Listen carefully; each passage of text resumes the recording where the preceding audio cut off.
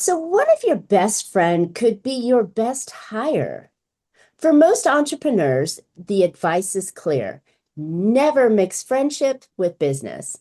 But what if that's the wrong play?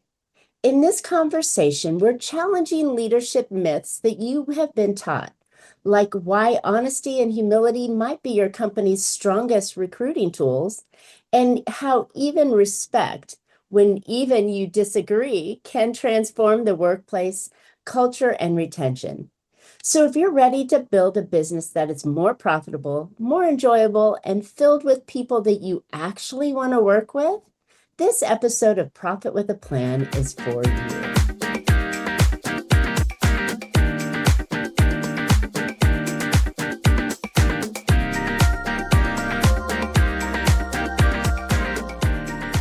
Hey, entrepreneurs, are you working too hard for too little profit? Well, welcome to Profit with a Plan podcast, where we help you scale smarter, increase profitability, and build a business that's worth more, whether you keep it or sell it. My name is Marcia Riner. I'm a business growth strategist and the profit booster behind Infinite Profit. I've helped countless entrepreneurs to turn their businesses into highly profitable and sale-ready assets, so they can enjoy more income now and a bigger payday later on. So join me for practical strategies, expert insights, and proven steps that help your business become more profitable, more valuable, and built to last. By the way, today's episode is sponsored by Infinite Profit, where we don't just talk profit, we deliver it. And before we dive in, I've got something special for you. And I've been thinking a lot that if you're a business owner who's tired of overcomplicated, overpriced marketing strategies that just don't deliver, then listen up. What if there was a simple and affordable way to market your business that actually works? Well, the Profit Booster Marketing Hub gives you the templates and automation and tools to capture leads, nurture them, and close more sales without the tech headaches. So go see it in action at profitbooster.biz. All right, let's jump into today's episode. I am joined by Marcylle Combs, a seasoned entrepreneur, leadership expert, speaker, and author. Marcylle has spent more than 30 years building and leading healthcare companies that grew into multi-million-dollar enterprises with over 1,200 employees and 12 locations. After selling that business, she went on to start 3 more companies, where she's now focused on consulting, coaching, speaking, and investing. She is also the author of Never Hire Your Friends, a book with real stories and lessons on leading with honesty, humility, and honor.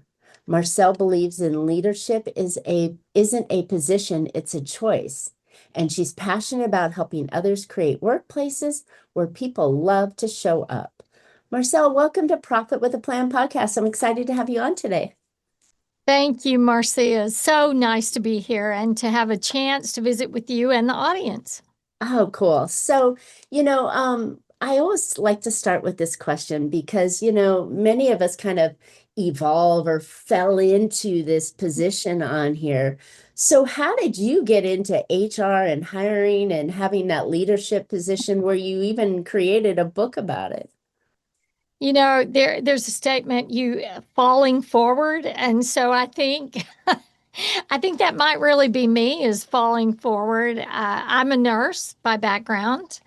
And I got into a business because I fell in love with the space with home health and hospice, and grew that business and just truly began to think about who I wanted to work with, because we spend so much of our lives, working and being in a workplace, whether it's remote or whether it's, some kind of hybrid, or if it's in the office.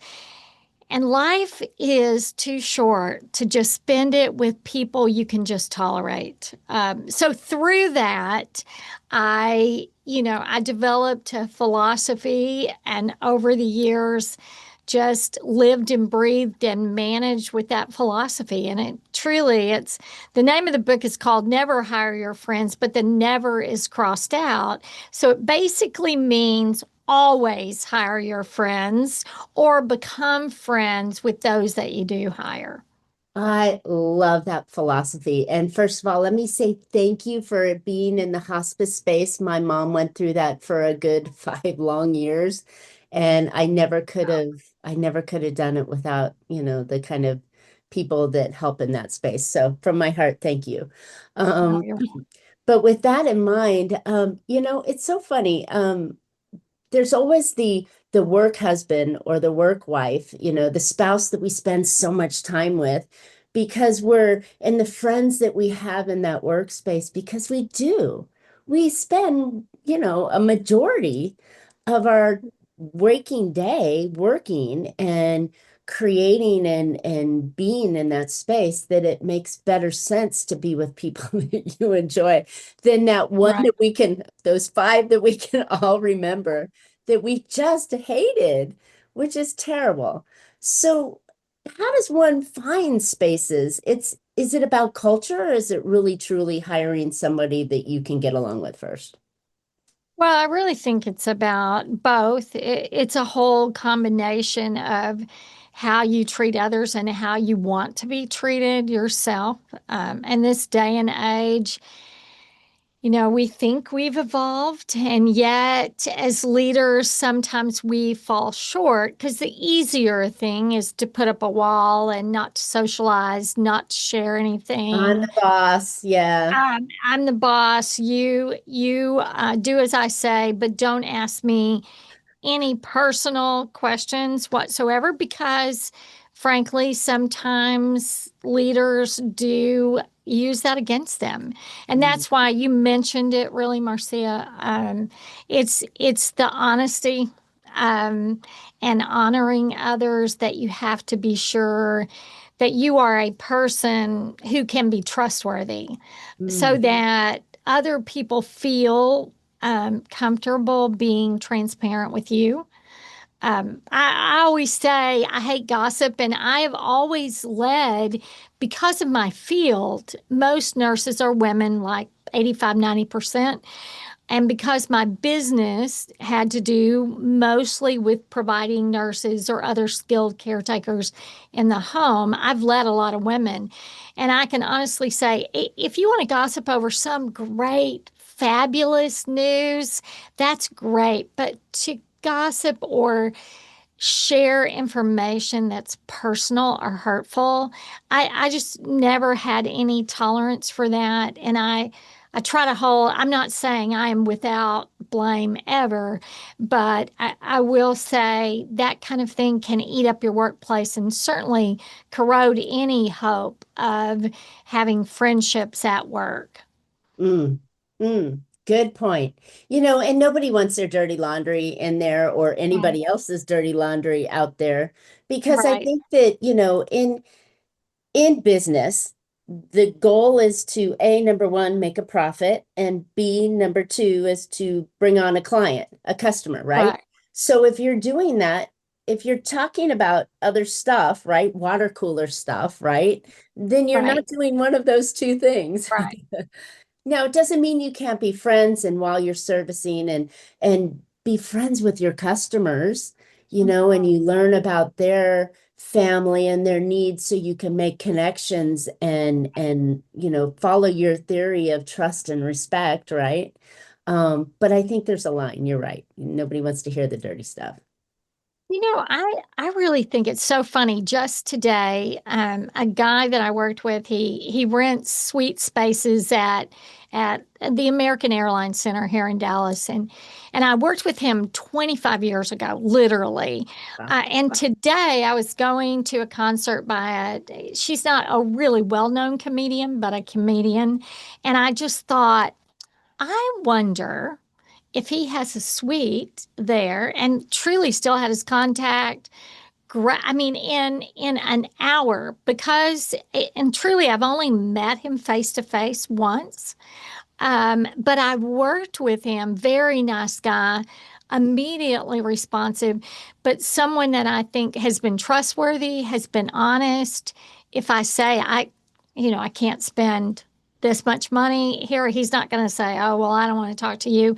Just answering me quickly and efficiently. And really, I would say he's definitely a friend of mine because you have that relationship. And I also, you mentioned the profit parson. Of course, I know that this is your podcast, and of course, your wonderful business. But I think that if you have a camaraderie at work, and I've always worked in service organizations, so Mm-hmm. our product is our people. We don't Mm-hmm. we don't make widgets. Our product is our people, and the happier they are and the more collaborative they are, the better they're going to treat your, in our case, patients or clients, or the more people are going to look at our culture and say, what's really different about you guys? And I want to do business with you because Yeah. I know if you treat your employees that way, you're going to treat us even better. And Yes. that's where the bottom line comes in. Love it. Love it. And so true. I believe that culture is one of those fuzzy areas, right? It's Right. not really the woo-woo space at all, but it's not really the technical of the widget or the service and the Right. deliverable and the thing and all that stuff. It's the air in between.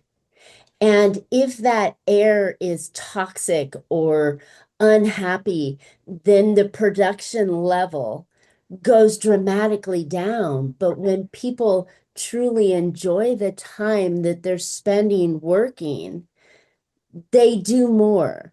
They get it done quicker and they are happier in it, which relates to, it's like that rock hits the water and all the ripples go out.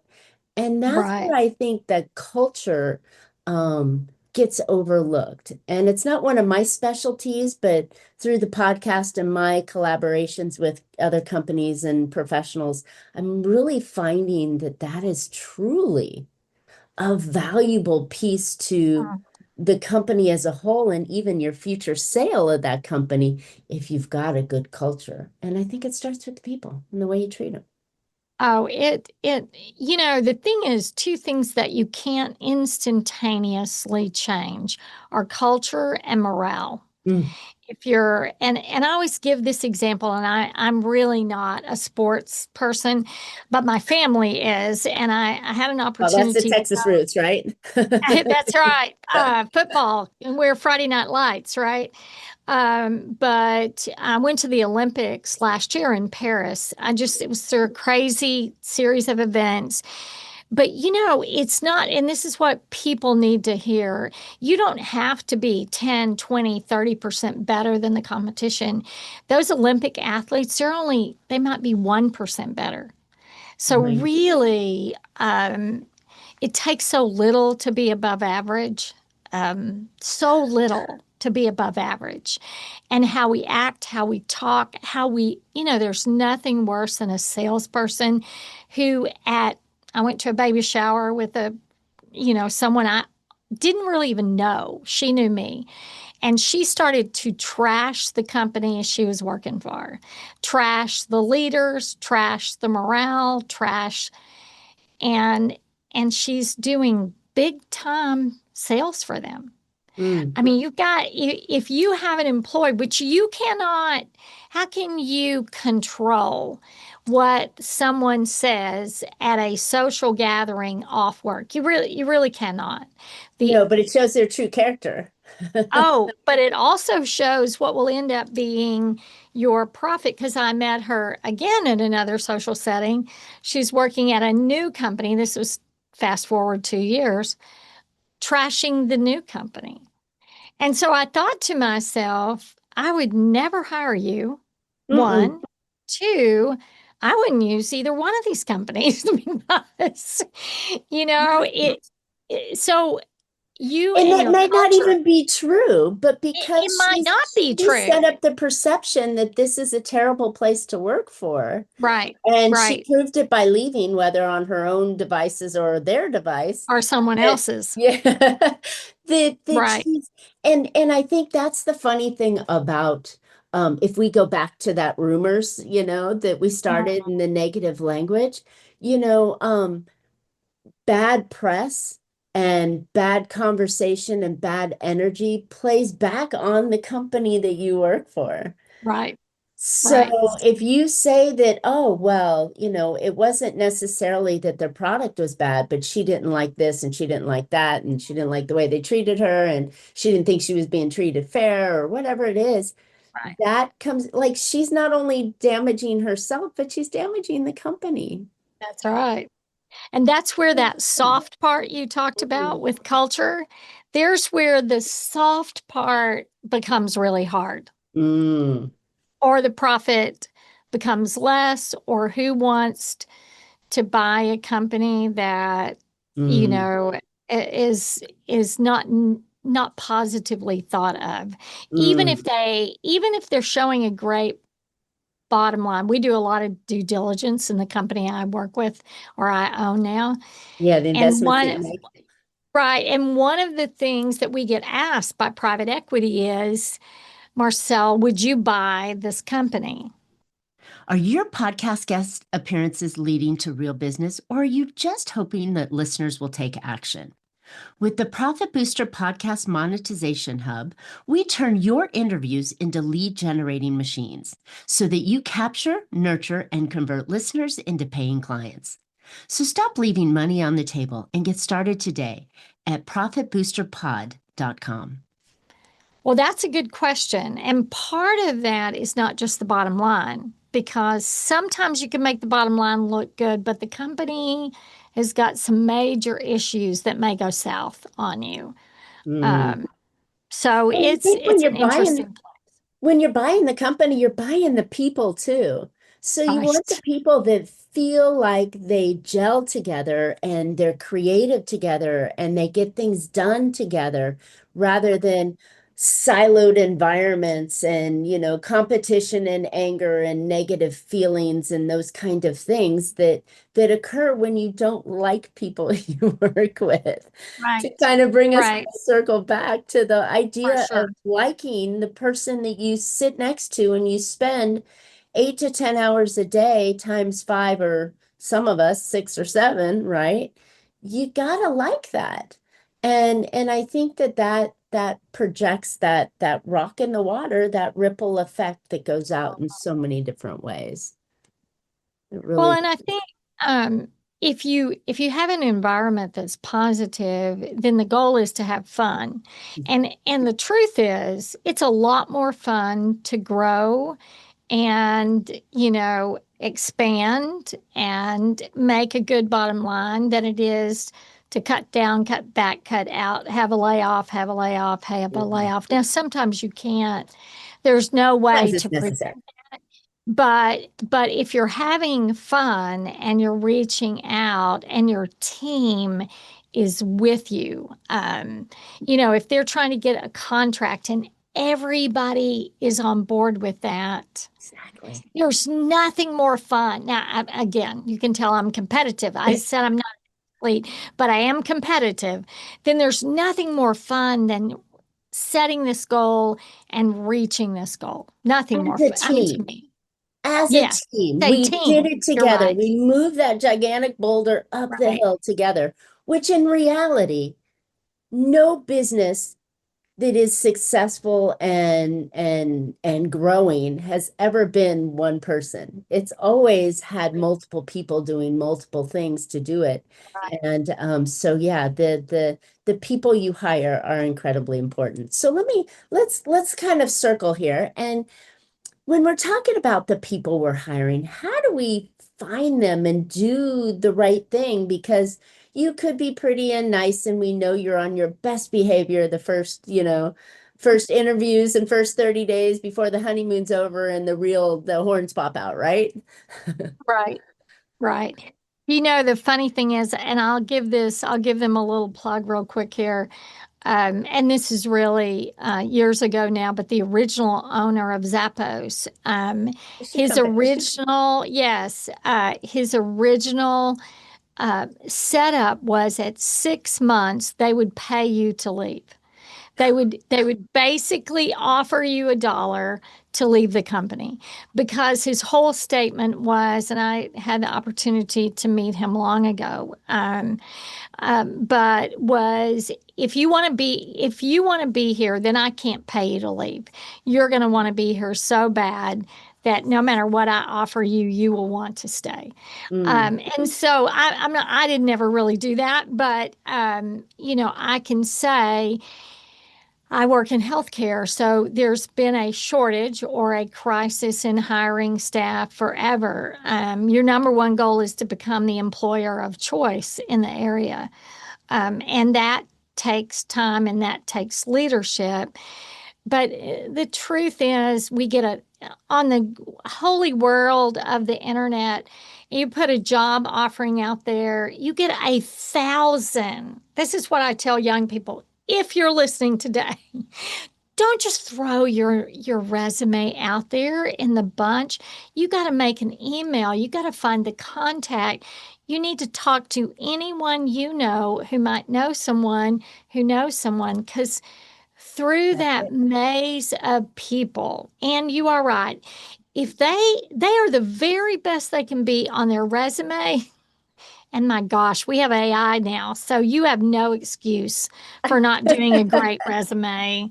It's in all the free tools or in the interview. Now, granted, some people don't interview well, but I'm always me personally, and I guess we had around 700 or 800 employees at one time. A Yikes. service organization, you have to hire a lot of people. Have I made some mistakes? Yes. But the more you can know, the more you can ask questions, of course, that are legal, but ask questions that ask that person to think, not just to answer, but to think. Give them a scenario. What would you do if these things happened?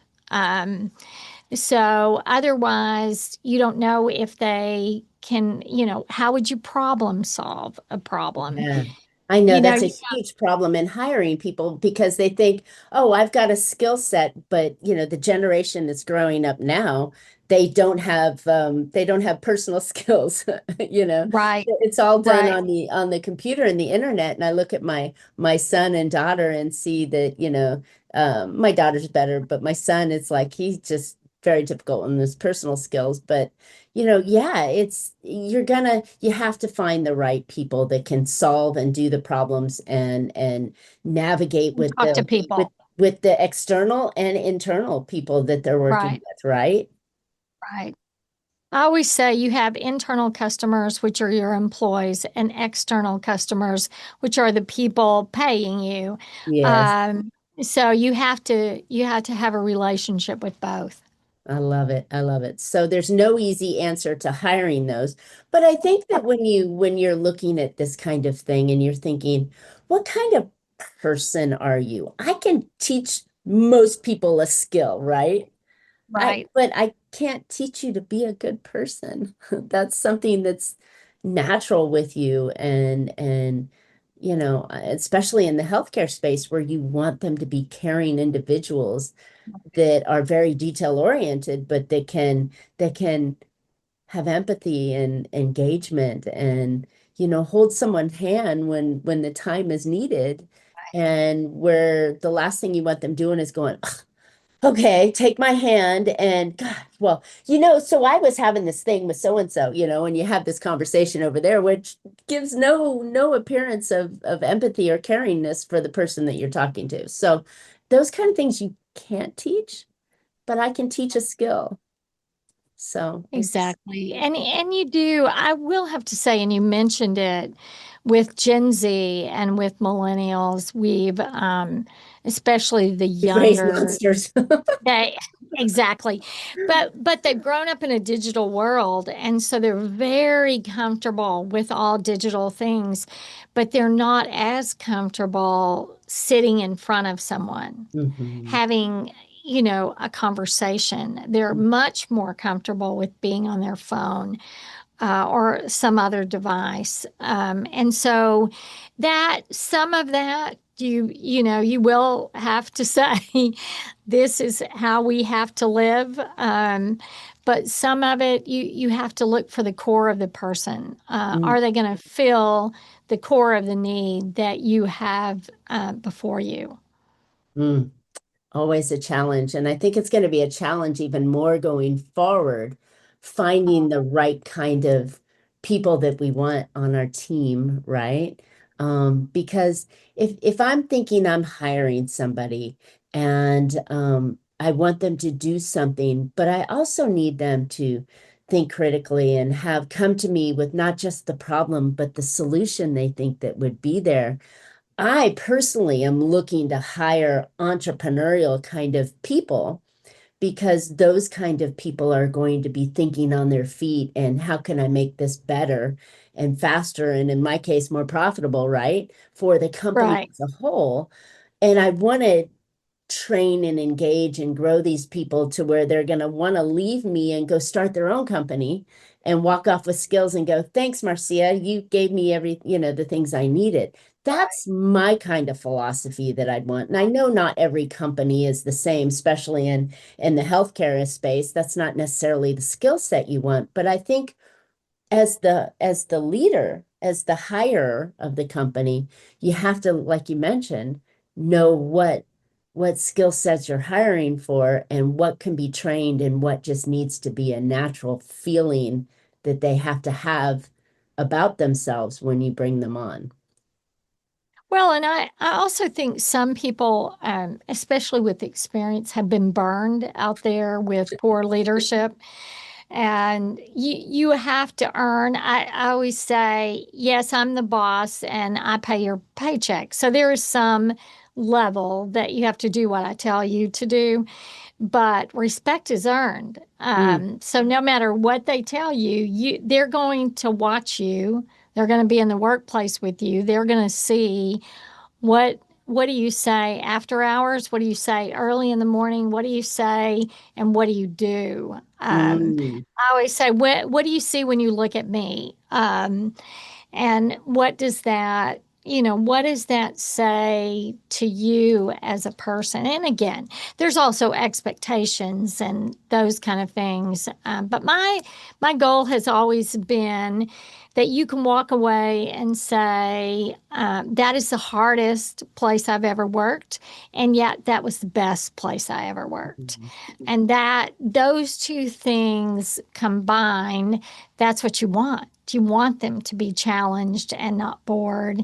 You Exactly. want them, which is part of growth, part of making a profit, is to be challenged to be an entrepreneur within their own space. Yeah. Um, so wherever you are, 100 years ago, I worked as a short order cook when I was in high school.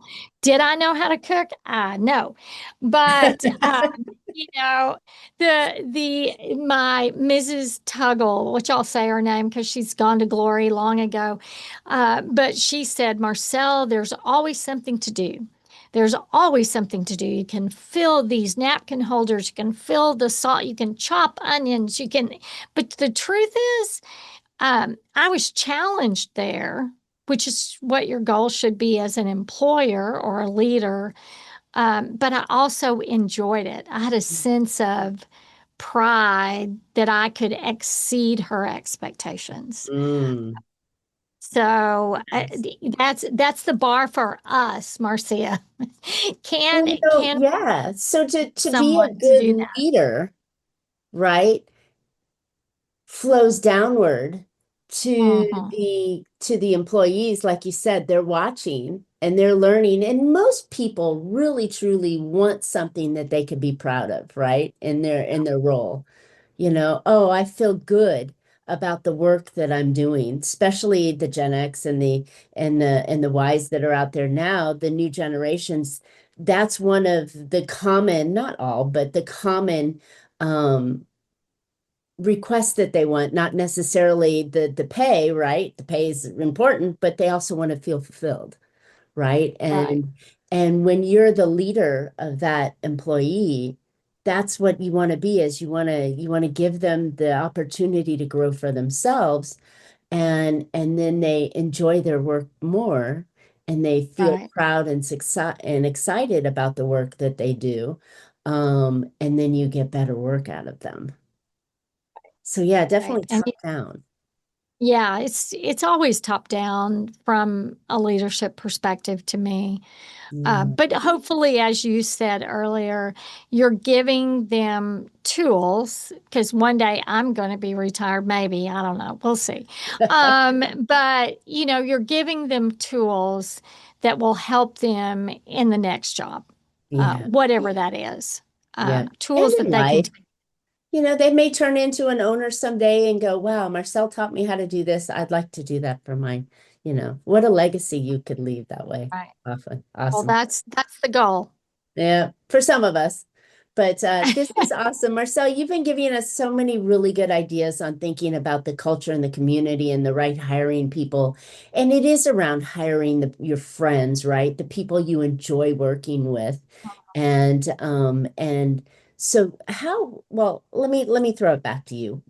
Most of us are going to want to know more about this because we're just scratching the surface of this concept of hiring your friends.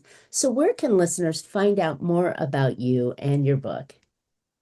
Well, if you can spell my name, then you can find me. So it's It's in the show Marcylle. notes. It'll be there. That's right. In the show notes, marcyllecombs.com. Really easy. My name's not, my parents were very creative. I'm also on Instagram under Marcylle Combs and on LinkedIn under Marcylle Combs. So if you get to any of those spots, you can find a link. I'm on Amazon too, with the book Never Hire Your Friends with the never crossed out. And it's pretty easy and straightforward. Great. I think this is something that all leaders should look at when they're building their team around them, because like I said in the beginning, you can't do this alone. So if you're bringing people on, why not bring on people that you enjoy being around, that are going to be helpful and engaging to help you achieve the goal that you ultimately want with your company. And this is a perfect way of doing that. Okay, so is the book an easy read? Is it a long read? You mentioned that you tell a lot of stories in it, right? It's an easy read. It's very straightforward. I'm kind of a how-to person, Good. so it won't take you very long to get through it. But I think it has some nuggets for everyone if you want to be a better leader and you want to have a great, successful business. I love it. All right. All right, listeners, thanks for tuning in today. I hope you've picked up some valuable insight and actionable ideas that will help you make your business more profitable. And I know that the hiring the people is your number one expense, as well as your number one asset for your company. It's not your product, although the product is what they deliver. It's the people. So I would encourage you to invest your time, a little bit of money, buy her book, figure out how to hire the people that everybody's going to enjoy to work with. I know that you will definitely get your money's worth and time's worth by investing in that. All right, if you're tired of that overpriced marketing and that complicated and time-consuming marketing, the Profit Booster Marketing Hub is your low-cost, easy-to-use alternative to expensive strategies. It comes complete with automation, templates, and a personalized strategy call. Go get more details at profitbooster.biz. And don't forget to subscribe. You don't want to miss future shows. You can always find Profit with a Plan on your favorite podcast platforms. We're looking forward to more great profitable strategies on next week's show. So until then, make your plans and profit with them. Thanks, Marcylle. Thank you.